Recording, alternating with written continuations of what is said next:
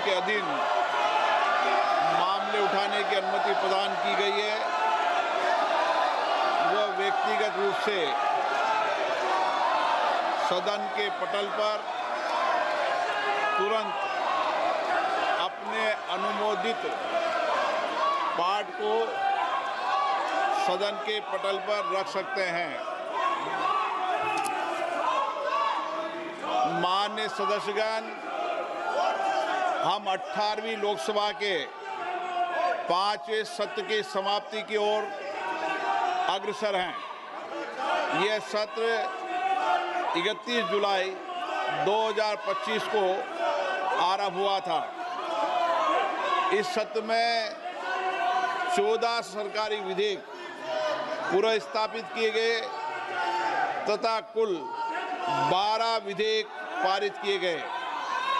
दिनांक 28 और 29 जुलाई को ऑपरेशन सिंदूर पर विशेष चर्चा हुई, जिसका समापन माननीय प्रधानमंत्री जी के उत्तर के साथ हुआ।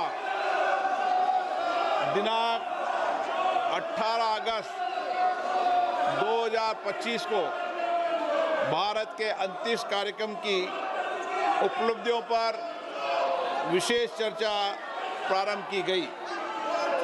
इस सत्र में कार्यसूची में 419 तारांकित प्रश्न शामिल किए गए थे, किंतु लगातार नियोजित व्यवधान के कारण केवल 55 प्रश्न ही मौखिक उत्तर दिए जा सके।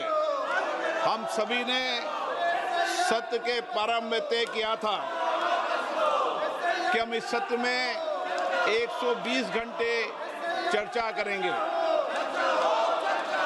बिजनेस एडवाइजरी कमेटी में भी इस पर सहमति बनी थी, लेकिन लगातार गतिरोध और नियोजित व्यवधान के कारण हम केवल 37 घंटे ही चर्चा कर पाए।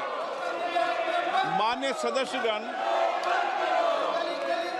हम सब जनप्रतिनिधि के रूप में हमारे आचरण, हमारी कार्यप्रणाली को पूरा देश देखता है। जनता हमें बहुत उम्मीदों के साथ सुनकर यहाँ पर भेजती है, ताकि हम उनकी समस्याएं और व्यापक जनहित के मुद्दों पर, महत्वपूर्ण विधेयकों पर व्यापक चर्चा कर सकें, मर्यादित चर्चा कर सकें।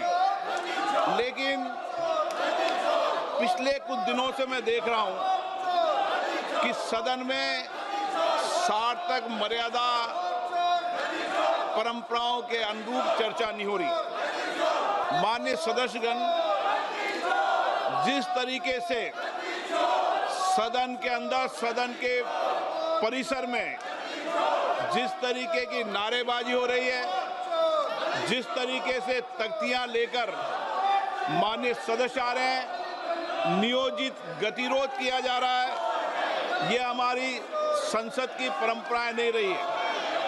और विशेष रूप से इस सत्र में जिस भाषा का आचरण किया गया, जिस तरीके की नारेबाजी की गई, ये सदन की मर्यादाओं के अनुरूप नहीं है।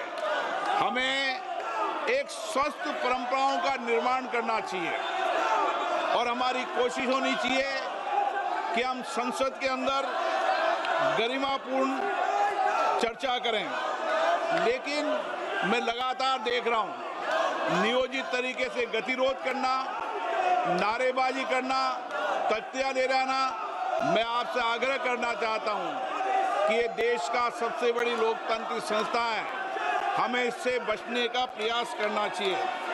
और संसद के अंदर भी और संसद के परिसर में भी हमारी भाषा संयमित और मर्यादित होना चाहिए।